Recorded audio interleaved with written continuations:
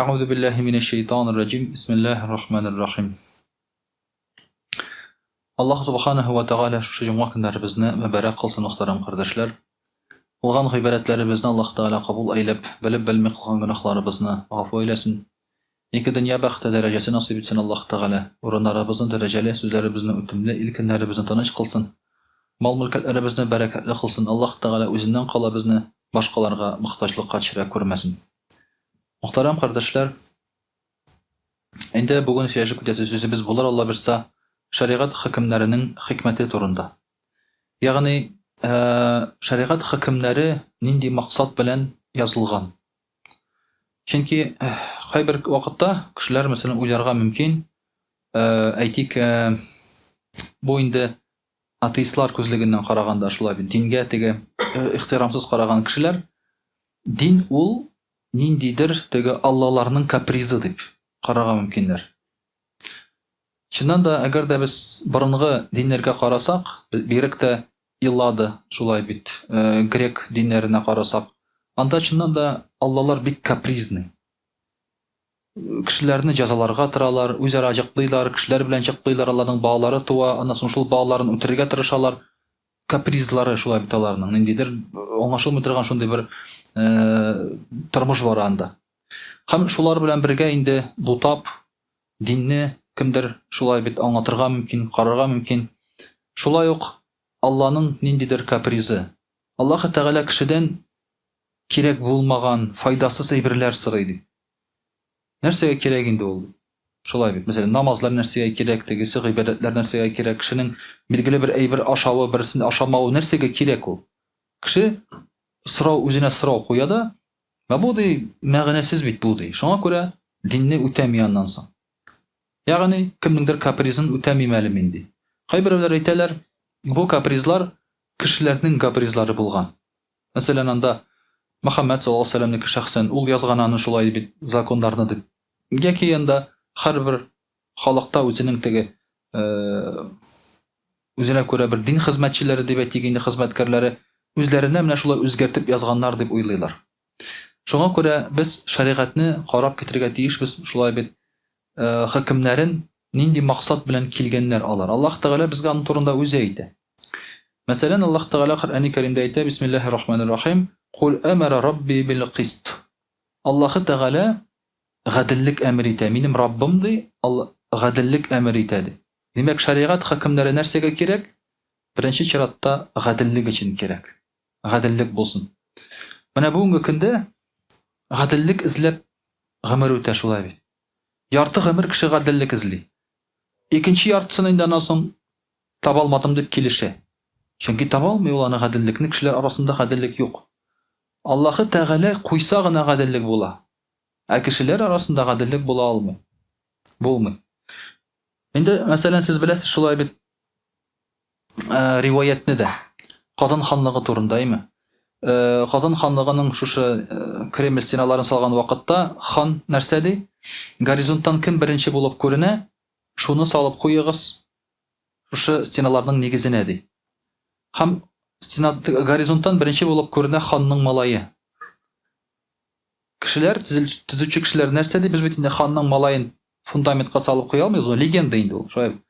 Bunda legenda da var, özünün hakikati var. Biz bitinde bunda da Han'nın malayın salıp koya almıyoruz dey. Bir etini ötüreler de etini salıp kaldıralar. Hem nersedi şu vakitte Han? Benim hanlığım itler koluna kala ikendi. Çünkü emir ütelmedi. Prikaz ütelmedi şulay bir. Kişi anı özünçe qarab, tefsirlep, özünçe ütelge tırıştı. Şuna göre kişiler koluna kalsa, hakim yaki anda nindidir kanunlar anda gadillik bulmayacak. Gil kimnindir halin faydasını qararga, kimnindir kisesini qararga, kimgadir köngülün körürge, şunun bilen ütecek. Şuna göre de Allah Teala birinci şiratta ite Allah Teala emir ite gadillikti. Gadillik ol tigizlik degan söz tugul. Gadillik ol tigizlik degan söz tugul. Mesela senin aldığında tıra iki kişi. Birisi kötere 100 kilogram, birisi kötere 20 kilogram. Gadillik boyunca sen Allah'ın ikisine de 100 kilogram verirge tiyiş. Gadillik bizni biz şulay göz aldına getiremiz. Lakin bu gadillik tugul. Бу тигезлек. Гаделлек 100 килограмм күтәргәнгә 100 кило бирәсең, 20 кило күтәргәнгә 20 кило бирәсең. Менә бу гаделлек була. Менә бу гаделлек була. Бай кешегә садака тиеш түгел, фақир кешегә садака тиеш. Менә бу гаделлек. Бу тигезлек түгел бу. Кай вакытта тигезлек дип күрәләр, бөтен әйберне теге тигезләп карарга, бөтен әйберне тигезләп булмый. Агачларны кискән вакытта да шулай бит бөтенесен тигезләп кис алмыйсың. Берсенең башын киссәң, ул үсә, ул аның башы гына. Икенчесен киссәң, шундый биеклектә ул агачның яртысы була, ул инде үсми. Шуңа күрә гаделлекне Аллаһ Тәгалә куя. Без кешеләр гаделлекнең чамалап бетерә алмыйбыз без. Иң беренче чиратта шаригать кирәк гаделлек өчен. Шулай ук Аллаһ Тәгалә Коръәни Кәримдә әйтә: Бисмиллаһир-рахманир-рахим. Кул иннама харрама рабби аль-фавахиша ма захара минха ва ма батана. Аллаһ Тәгалә тыйды фәхишлекне, ачыгын һәм яшерен ди. Димәк, Аллаһ Тәгалә нәрсәнедер тыя икән, бу фәхишлек, бу пычраклык, бу начарлык. Аллаһ Тәгалә тыя икән, димәк начарлык. Зинаны Аллаһ Тәгалә тыя икән, димәк бу зыянлы, димәк бу пычраклык, фәхишлек. Калганы турында әйткән дә юк инде, шулай ерләр белән яшәү, хатын кызлар белән яшәү. Аллаһ Тәгалә юкка гына тыйган әйберләр түгел булар. Бүгенге көндә, мәсәлән, дин әһелләренә, дин кешеләренә шундый тәнкыйть бара. Нишләп сез, мәсәлән, чит илдә инде, нишләп сез анда гомосексуализмны рөхсәт итмисез? Ул бит бездән тора торган әйбер түгел, аны Аллаһ Тәгалә тыйган. Анда бар, Европада кайбер муллалар рөхсәт итәләр, үзләре шундыйлар. Бар анда бер-ике мулланы күрсәттеләр, берсе Ливаннан, берсе тагын ләкаян шунда, алар гарәпчә сөйләшәләр, алар аны рөхсәт итәләр. Коръән аятларын килгәндә нәрсә диләр? Иң мөһиме эшләмәскә ди, үзең теләп эшләсәң була ди. Коръәндә шуның турында язылган ди. Алар аны шулай дип аңлаталар. Битте китте, дәрсене. Бу бездән дин әһелләрен тора торган кеше түгел, без динне күчереп яза алмыйбыз, алай иттереп. Без Аллаһ Тәгаләне, мәсәлән, Аллаһ Тәгалә әйтелгән Коръәни Кәримдә шулай бит: "Кул хуаллаһу ахад." Әйт, ул Алла бер генә. Ул хуа он. Без аны хие дип әйтә алмыйбыз. Хатын кызлар сырыйлар: "Кул хияллаһу ахад." Нишләп Алланы хуа он дип әйтәләр, ана дип әйтмиләр? Нишләп сез хатын кызларына бир әйтәсез? Ул бездә әйткән сүз түгел, Аллаһ Тәгалә шулай дигән, үзе турында он дигән, ул дигән. Ну татарларда тигезлек шулай, Аллаһка шөкер. Хатын кызда ул, ир кешедә ул. Анда анда он ана юк анда. Ансы әйбәт ул яктан. Ләкин рус телендә, гарәп телендә бар. Инглиз телендә бар. Шуңа күрә, мөхтәрәм кардәшләр, ул безнең әйбер түгел. Аллаһ Тәгалә нәрсәдер тыя икән, димәк нәрсә диелгән? Фәхишлекне тыйды Аллаһ Тәгалә, бузыклыкны тыйды. Ачыгында, яшерендә. Кай вакытта без аның яшеренен күрмибез. Һәм кай вакытта без аңламыйбыз тыйган әйберне. Ул яшерен була, ул бузыклык. Бузыклык яшерен булганга күрә Аллаһ Тәгаләне тыя, ул белә аның, без күрмибез аның яшерен булуын. Менә бүгенге көндә Россиядә 4тән 1 хатын кызлар балаларын табалар атасыз. Четверть. 4тән 1 балалар бездә вообще атасыз тап туган балалар алар. Зинадан туган балалар алар. Аларның атасы кем икәне билгеле түгел. Яки больницадан алып кайталар шулай бит, нитеп балага узып дип әйтгәндә. Бу нормаль күренеш түгел, бу бузыклык, фәхишлек. Ни өчен фәхишлек, бузыклык? Бу балалар киләчәктә үзләренең туганнары белән яклаячаклар. Инцест килеп чыгачак. Алар бит үзенең нәселен белмәгәч, атасының бер туганнары белән иләнешергә мөмкиннәр. Бу яшерен бузыклык. Без аны бер караганда нәрсәсе бар ин хатын кызын табасы килсә тапсын, шулай бит. Ләкин Аллаһ Тәгалә тыя моны. Больницадан син алып кайта алмыйсың, бала. Нәселсез. Бунда хатын кызга теге зыян китерү дигән сүз турында бармый монда. Монда чисталык турында сүз бара. Шуңа күрә Аллаһ Тәгалә бузыклыкны, фәхишлекне тыяды. Тыелган икән әйбер, димәк бу начар әйбер. Ишемлек булсын, якынлык булсын, һәм башка әйберләре булсын. Шулай ук Аллаһ Тәгалә әйтә: Бисмиллаһир-рахманир-рахим. Кул ман харрама зинаталлаһи аллати ахраҗа ли'ибадиһи ват-таййибати минар-ризq. Кул хия лиллазина аману фил хаятид-дунья халисatan йаумал-қияма. Әйтти, кем тыя сезне Аллаһ Тәгалә кылларына биргән матурлыктан ди. Ягъни дин матурлыктан, яхшылыктан, чисталыктан тыймый ди. Кем тыяны ди?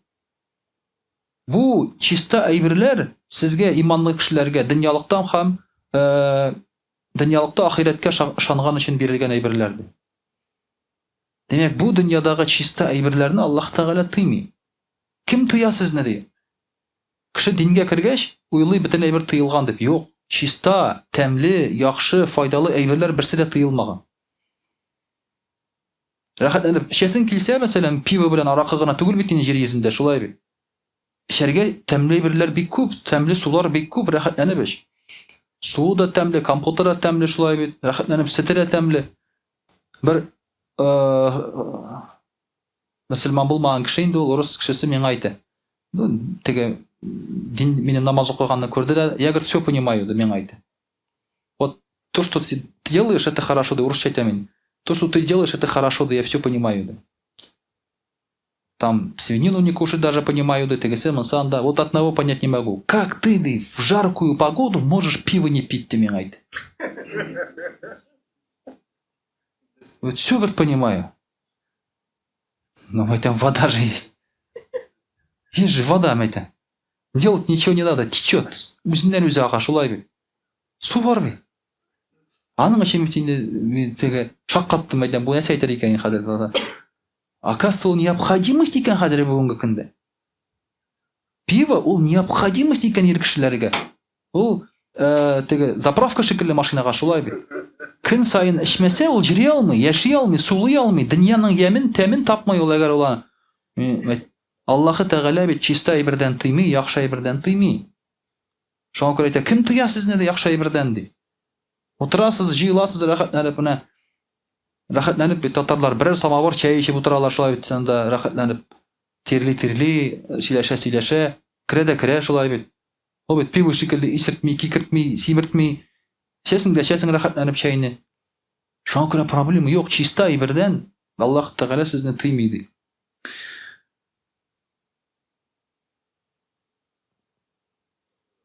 Шулай ук инде Аллаһ Тәгалә әйтә, бисмиллаһир-рахманир-рахим. قل لا أجد فيما أوحي إلي محرما على طاعم يطعمه إلا أن يكون ميتة أو دما مسفوحا أو لحم خنزير فإنه رجس وفسقا أهل لغير الله به. Әйтти, Аллаһы Тәгалә харам дип, сезгә ашарга харам дип тыйган әйберләрдән ди. Мин нәрсә күрәм дип әйтти. Тыйылган битти нәрсә? Мәйит ди.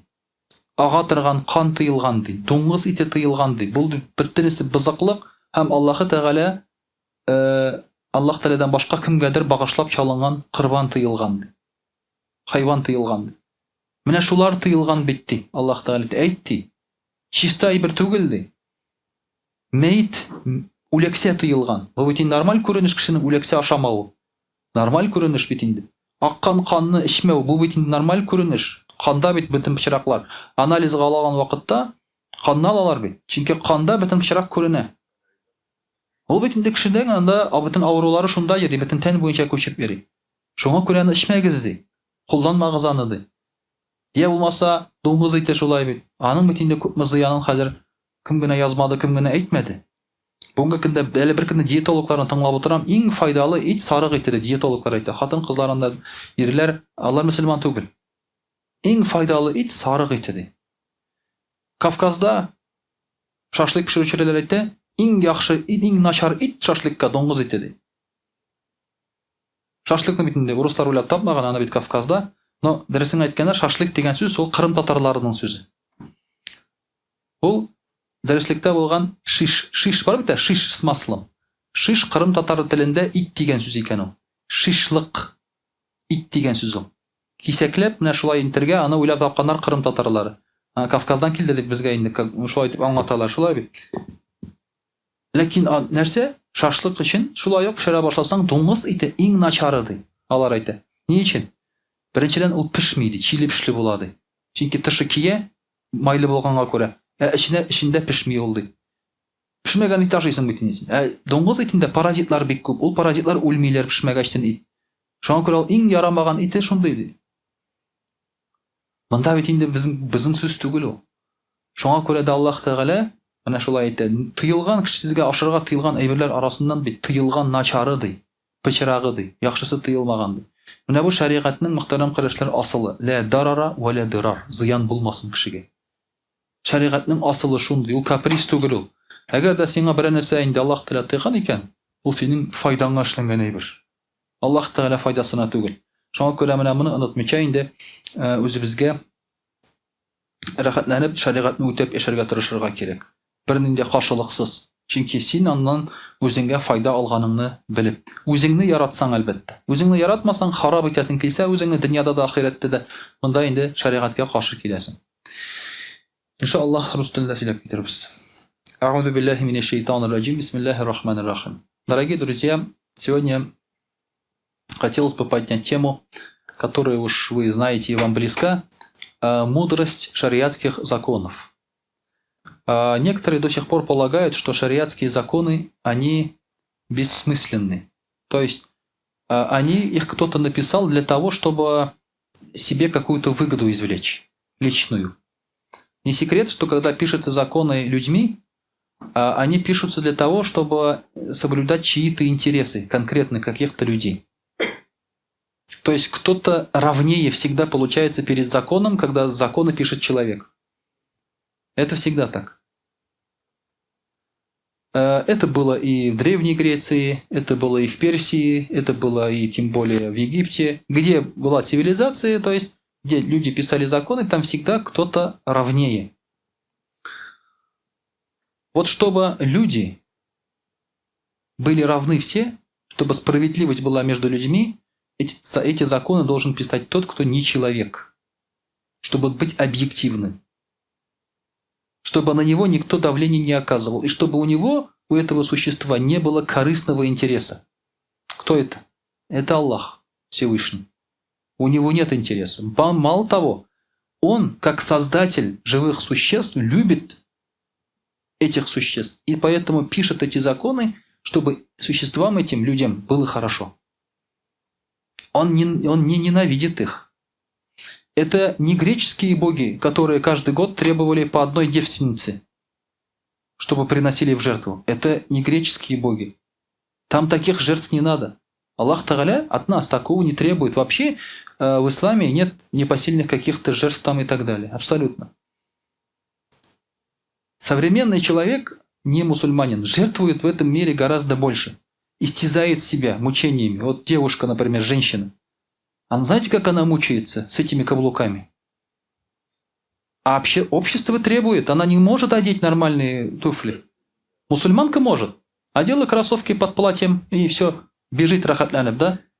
А обычная девушка не может. Она вечером приходит, снимает каблуки, и для нее это самый такой момент наслаждения. У нее ноги, бедолаги, уже искривились, пальцы искривились у нее, икры болят, все болит. А мини-юбка какая неудобная. Когда юбка выше колена, и ты ходишь, она постоянно поднимается. Закон такой просто. Ноги же в ширину вставляешь, и она, юбка постоянно поднимается. Что приходится? Постоянно вот так вот ходить и ее поправлять. Это вообще неудобно и некрасиво. Знаете, как они мучаются, истязают себя? У них грудь постоянно видна у женщин. Это опять же, продолжение той же женщины. Надо следить, чтобы она не выскочила там случайно. Это же проблема. И надо следить за тем, чтобы постоянно вот так вот поправлять ее, и чтобы еще другие на это не смотрели. И делать всем замечания, когда смотришь. Я иногда сам говорю, там, когда прихожу в маджлис, нет, я там, видно, открыто, я говорю, простите, я говорю, это можно я не буду смотреть, говорю. Они говорят, как, что это не понимает вопроса. Я говорю, вы же открыли, чтобы посмотреть, люди смотрели, а можно, я говорю, не буду посмотреть. Не оскорблю ли я вас, если я на это не буду смотреть? Я же вас обижаю, вы же старались, открывали, правильно? Как-то это там форму придавали, а я не смотрю. То есть я же вас оскорбляю, получается. Можно я не буду смотреть? Потом закрываются уже. Да? Когда говоришь, закройтесь, это грубо. А когда вот так говоришь, уже понятно как-то становится. Да? Это же мучение, они истязают себя. То же самое делают и мужчины, и все. Они истязают себя. Поэтому, когда есть какое-то определенное правило религиозное, люди думают, что они для мучений. Нет. Они для того, чтобы человек почувствовал себя свободным. чистым, необремененным, чтобы ему не вредило ничего, в том числе он сам себе. Вот для этого писались законы шариата. Писались самим Всевышним Создателем Аллахом Субханаху ва Тааля. Не людьми, не пророками, не какими-то имамами там и тому подобное. Даже если какой-то имам или халиф или там муфти издает какой-то указ, хукм новый, да, которого нет в сунне или в Коране, основа все равно там есть. Он не может с потолка это брать. Основа все равно есть в Коране или в сунне. Он не может от себя это придумать. Вот это основа шариата. Мы должны для себя понять и другим объяснить, потому что они-то думают, что это не так. Они думают, что они придумали для себя лучший образ жизни. Лучший. Который отличается от шариата, от божьих законов. И думают, что вот они сейчас живут лучшими законами и так далее. Нет, лучше ты не придумаешь. Лучше уже не будет то, что тебе Всевышний Аллах Тааля прописал. Коснемся некоторых, например, запретов шариатских. Что запрещает шариат? Разве это плохо, то, что запрещает шариат? Здесь уже в рандомном порядке, да, идет. Шариат запрещает бить животных по лицу, по морде. Это плохо? Нет. Не надо придумывать законы в защиту животных. В шариате уже есть защита животных. Нет такого, чтобы человек просто так бил животных, просто убивал. Даже во время пророка, саллаллаху алейхи ва саллям, были люди, которые привязывали курицу и стреляли по ней. Учились стрелять. Как мишень использовали. Когда стрела попадала в курицу, от курицы отлетали куски. Стрела эти куски отрывает. Там голову, ножку, там еще что-то, перья какие-то. Пророк, саллаллаху алейхи ва саллям, запретил, он сказал, не надо так мучить животные. Мишень, то есть используйте все неживую. Это ли не защита животных? Конечно. И нас обвиняют в том, что мы не жалеем животных. Баранов там режем или еще что-то, да? Это защита животных. Пытать людей или тех же животных в исламе запрещено. Даже когда ты поймал пленного, нельзя пытать. Был случай, когда поймали пленных, разжигали огонь у них на груди. Мусульмане разжигали. И пророк, саллаллаху алейхи ва саллям, запретил это делать. Почему? Он сказал, это бессмысленно бывает. Иногда они от боли могут соврать. Например, попадают люди в определенные органы, их начинают пытать, подписывать какие-то протоколы там и так далее. Они признаются, подписывают под пытками, когда боли есть. Но в чем смысл? Ты же не поймал преступника, ты же невиновного просто наказал. А ведь виновный преступник остался на свободе. Смысл-то в чем? Поэтому пытать нельзя, даже если у тебя цели благие. Смысла в этом нет. Несправедливая торговля. Нельзя обманывать во время торговли. И в товарах, и в деньгах. Это все обман. Самая справедливая торговля – это в исламе. Как приняли ислам малазийцы, индонезийцы там и так далее, да? Многие, или даже в Булгарском ханстве. Потому что приходили торговцы-мусульмане, и они торговали неправильно. Не как все. Они отдавали больше. Был один недавно ролик, один мусульманин на рынке торгует. Он взвесил товар, там 1 килограмм, взял деньги, потом еще добавил к этому килограмму чуть-чуть там. Ему говорят, зачем ты добавляешь? Видно же, что килограмм, больше зачем добавляешь? Он говорит, а пакет, говорит. Тут же еще есть вес пакета. Понимаете, кто сейчас пакет взвешивает? Пятерочки, кто взвешивает пакет? Никто не взвешивает. Тут же, говорит, пакет есть. Я лучше чуть-чуть добавлю от себя товара больше, чтобы не обманывать вас даже на миллиграммы какие-то. Пакет же он тоже особо-то не весит. Даже, говорит, на какие-то миллиграммы, говорит, я не хочу вас обманывать. Вот торговцы как делают. Это увидели не мусульмане и сказали, это, говорит, какие-то, ненормальные торговцы. Что-то ими движет. Не жажда наживы, бизнеса, деньги, да? Что-то ими движет более высокое. Надо поинтересоваться, какая у них религия. И принимали ислам таким образом. Поэтому справедливая торговля – это разве плохо? Не поедать имущество сироты. Разве это плохо? Имущество сироты неприкасаемо. Даже если когда ты берешь сироту себе на воспитание, его имущество ты трогать не имеешь права. только можешь в том случае, если у тебя самого нет, и ты из этого имущества тратишь на него же, на сироту же, не на себя. А если ты приумножил имущество сироты, ну, в бизнес вложил там или еще что-то, да, или там скот был, приумножил, все отдаешь сироте, когда сирота вырастает. Не то, что у него было там 5 коров, а 50 или 500, когда они уже размножились. Все отдаешь этому сироте. Разве это несправедливо? Разве это ненормально? Также ислам велит давать заработок сразу же, кто работает. Как пророк саллаллаху алейхи ва саллям говорит, да, заплатите за рабочему, пока не высох его пот. Сразу же. Сколько у нас таких кидал? Деньги не платят. То и на работе, 90-е там сколько было, да, прожили. Даже сейчас вот кто на себя работает, приходит, объект сдали, деньги нету, по кускам, там, через суды и так далее, через угрозы, через поджоги там, или там ходят потом, разрушают то, что они построили, там, плитку положили, денег нет, обратно идешь, разбиваешь, чтобы, хотя бы, от злости уже хотя бы так. И так далее, и так далее. Материалами потом забираешь. Один человек, мне, говорит, не заплатили, я, говорит, у них инструмент забрал. То есть одно преступление рождает другое преступление. Ислам говорит, заплати, и все, нет проблем. Заплати. Это несправедливо, когда ты не платишь. Также нельзя препятствовать общественному достоянию. Пророк, саллаллаху алейхи ва саллям, сказал, вода, поле, трава, огонь, они должны быть беспрепятственны. То есть ты не можешь ограничивать поле, ты не можешь ограничивать воду, реку или озеро общественные, не можешь выкупать под себя, не можешь сделать своим. Почему? Потому что доступа не будет. У нас есть люди, которые рядом с озерами, с реками построят дом, забором огородят, шлагбаум поставят, и туда уже человек не может подойти. Запрещено это по исламу. Шариат запрещает. Законов даже писать не надо никаких. Шариат это уже записал. Все, запрещено такие вещи. Также нельзя выдавать деньги, серебро или золотые, например, где есть примесь, за чистые. Золото там чуть-чуть прибавил каких-то материалов, ты даже не заметишь, что он нечистый уже. Фальшивомонетчество запрещено в исламе. Фальшивомонетчество. Пожалуйста, этот уже запрет есть. Также нельзя наговор, доносы, сплетни запрещены.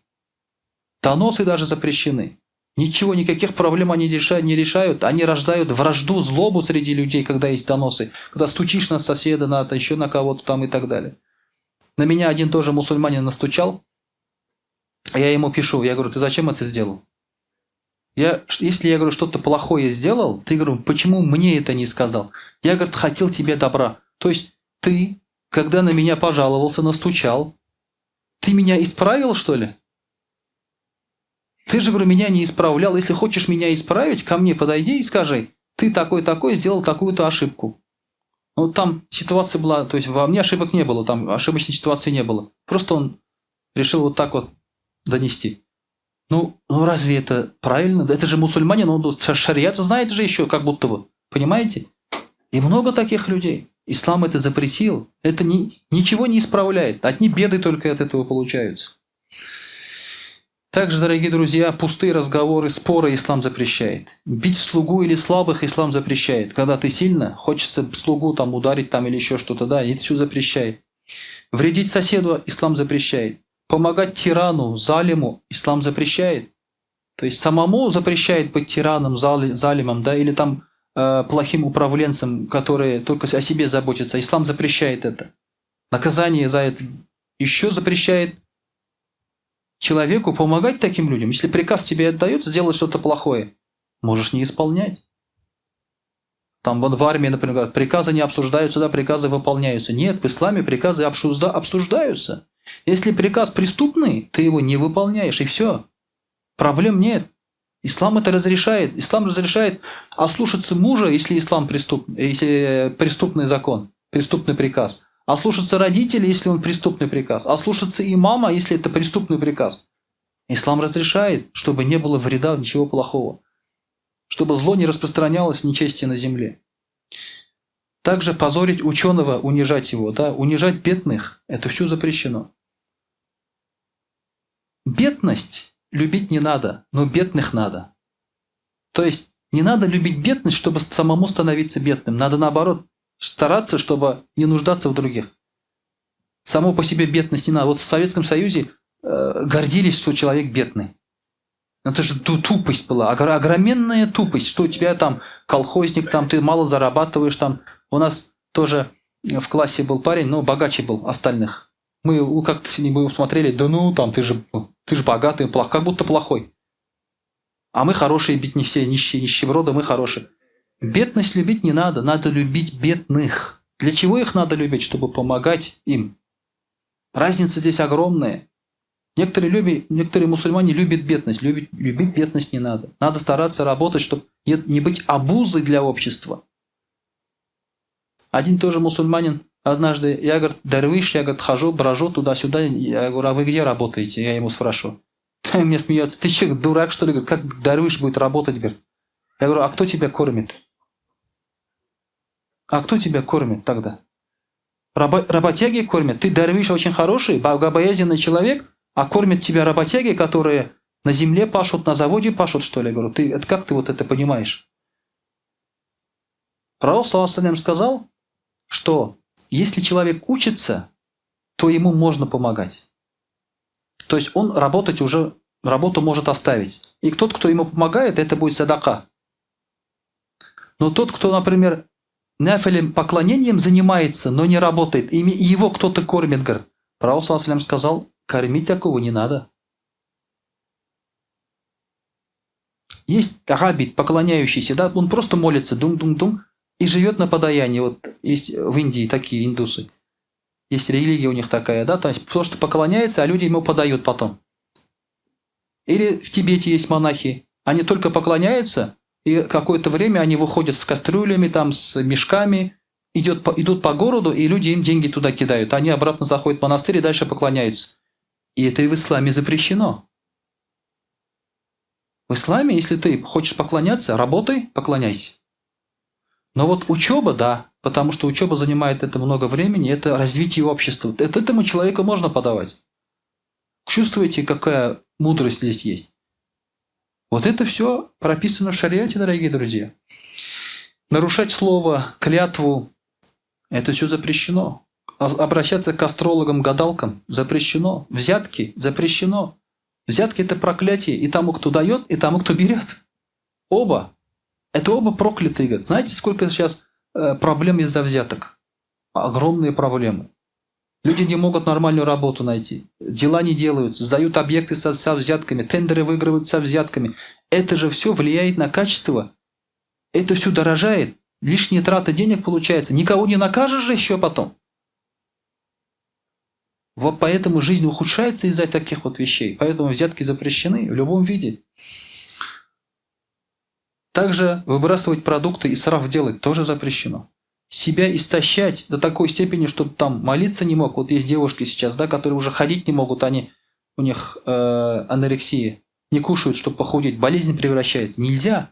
Даже это нельзя. Вроде твое тело, но нельзя. Ты должен нормально питаться, чтобы не упасть, чтобы поклоняться, чтобы приносить пользу обществу. Также мертвечина, также не халяль продукты, которые запрещены. Это тоже нельзя. Почему? Не просто так. Это все для того, чтобы человеку было хорошо, чтобы он был здоровым.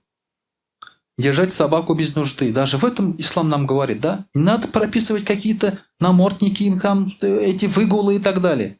Ислам тебе говорит, не держи собаку без нужды. Когда тебе нужна собака, ты сам будешь выгуливать там, какашки убирать и так далее. Почему люди часто просто отпускают собаку на улицу? Потому что она им не нужна. Они по прихоти, по своей купили ее, а теперь не хотят ни ухаживать, ни кормить, ни гулять. Просто отпускают, давай гуляй. А когда собака нужна, охраняет там или спасет, ты будешь беречь, лечить и так далее. Все, ислам решает проблему с этими бродяжничьими этими собаками, да? Проблема решается, понимаете? Это все в шариате такие вещи прописаны. Уважать богатого только за богатство нельзя. Человека уважают за то, что он человек, человечность, качество человечности, за нрав, за богобоязненность уважают. Нельзя высмеивать человека и его недостатки, унижать его по внешним признакам каким-то там и так далее. Вот сейчас поднимают тему буллинга в школах, там еще где-то, да, где унижают человека, ребенка из-за цвета кожи, там, косоглазия, хромоты или еще что-то там, да. Ислам говорит, нельзя. Запрещено. Объясняй ты вот это детям или взрослым. Никакого буллинга не будет. Сколько проблем? Понимаете, вот это все шариат. Все прописано. Это еще не все. Вот я уже вот этими вот нормами, да, вот я решил половину проблем человечества. Я шариат решил. А мне ни копейки за это не платят, как депутату, например. Депутат сидит 5 лет, 6 лет, там какие-то законы принимает, столько зарплаты получает, ни одну проблему не решил. К одному закону другой закон придумал, чтобы потом был третий, аннулировать эти 2 закона. Вот, пожалуйста, вот эту бумажку им дать, и они потом могут отдыхать, рахатляны. Даже на работу не ходить. Все, только за исполнением следи и все. Понимаете? Это все Аллах Тааля нам пишет для того, чтобы мы с вами жили хорошо, справедливо, мирно там и так далее и тому подобное. Поэтому пренебрегать шариатом или законами шариата это глупо в современном мире, в развитом мире. Это глупо. Надо прислушиваться, присматриваться и брать для себя, для жизни. Вы скажете, вон Европа передовая туда-сюда. Европа стала передовой, когда вот шариатские законы переняли. Когда Наполеон ездил в Египет с военным походом, они там познакомились с мусульманами, с мусульманской культурой, шариатом, они переняли мусульманские законы, и Европа пошла вперед потом. Там тоже жили дикари. Я же вам объяснял, как вот почему балконы, вот есть же балконы, вот такие выпуклые. Знаете, почему они выпуклые такие балконы? Чтобы какать было удобно оттуда. Если балкон прямой, вот такой, ты какаешь на балкон. А когда он такой выпуклый, вот так вот, ты туда просто высовываешь причинное место и оттуда какаешь вниз. Это во Франции придумали. А мы сейчас смотрим на эти ажурные балконы. О, культура-мультур, дизайн-мизайн. И осторожно, там не стойте.